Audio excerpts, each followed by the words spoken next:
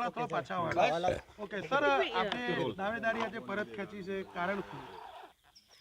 સમગ્ર દેશની અંદર ભારતીય જનતા પક્ષના ઉમેદવારો પસંદ કરવા માટેની કાર્યવાહી રાષ્ટ્રીય પાર્લામેન્ટરી બોર્ડમાં અત્યારે ચાલી રહી છે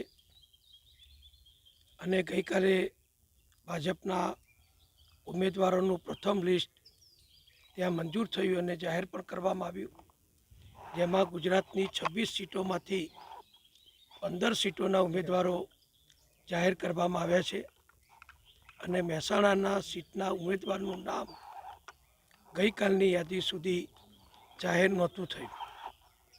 એટલે સ્વાભાવિક મહેસાણામાં જે દાવેદારોએ નામ નોંધાવ્યા છે એ મને જે માહિતી મળી એ પ્રમાણે 30 કરતાં વધુ ઉમેદવારી કરવા માટેના દાવેદારોએ કાર્યકરોએ પોતાના નામ અહીંયા નોંધાવ્યા હતા.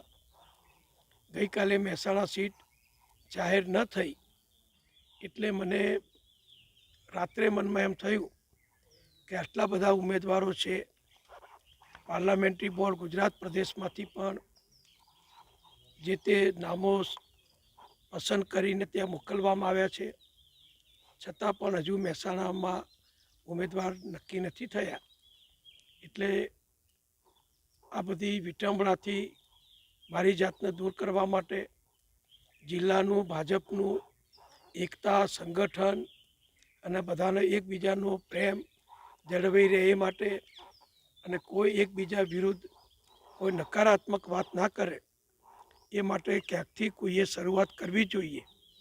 એટલે મેં મારી જાતે જ ગઈકાલે નિર્ણય કર્યો કે આ ઉમેદવારી જે મારા કાર્યકરો દ્વારા, હું તો ત્યાં જે નિરીક્ષકશ્રીઓ આવ્યા ત્યાં રૂબરૂ તો ગયો પણ નહોતો, પણ કેટલાક મારા શુભેચ્છક જે અપેક્ષિત હતા ત્યાં આગળ અભિપ્રાય રજૂ કરવા માટે, એ લોકોએ એટલે કે જિલ્લા પંચાયતના સભ્ય હોય, તાલુકા શહેર પ્રમુખ હોય કે જે અમારા અપેક્ષિત હોદ્દેદારો હતા, એમાંથી ઘણા લોકોએ મારા નામની પોતે દરખાસ્ત ત્યાં કરી હતી.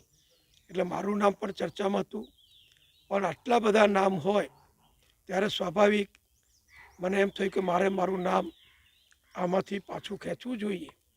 એટલે મેં ગઈકાલે નિર્ણય કરી અને મારું નામ પરત ખેંચવા માટે, દાવેદારી પાછી ખેંચવા માટે તૈયારી કરી અને આજે બપોરે સોશિયલ મીડિયાના માધ્યમો મારફતે એની જાણકારી આપ સૌને આપી છે.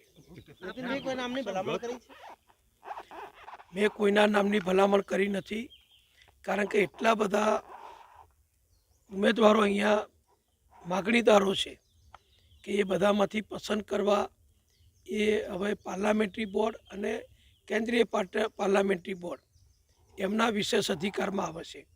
એટલે એમાં મને કંઈ કોઈને પૂછ્યા વગર કે કોઈ જવાબદારી આપ્યા સિવાય કોઈના નામનું સૂચન કરવું એ મને યોગ્ય લાગતું નથી. આપનું નામ જાહેર નથી થયું, મીન્સ આપનું નામ છે એના કારણે બધું અટકેલું છે એવું તમે કહી શકો? એ 11 સીટો ગુજરાતમાં જાહેર કરવાની બાકી છે. એટલે કેન્દ્રીય પાર્લામેન્ટરી બોર્ડ દરેક રીતે ચકાસીને નિર્ણય કરે. એટલે એમાં મહેસાણાની પણ બાકી રહી છે.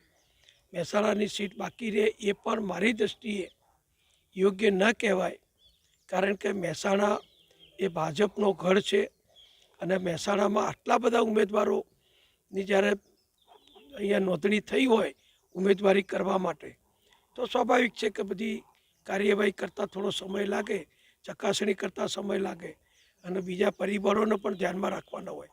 એ બધું ધ્યાનમાં રાખીને કેન્દ્રીય પાર્લામેન્ટરી બોર્ડ હવે બીજા તબક્કામાં શક્ય છે કે મહેસાણાના ઉમેદવારનું નામ જાહેર કરે.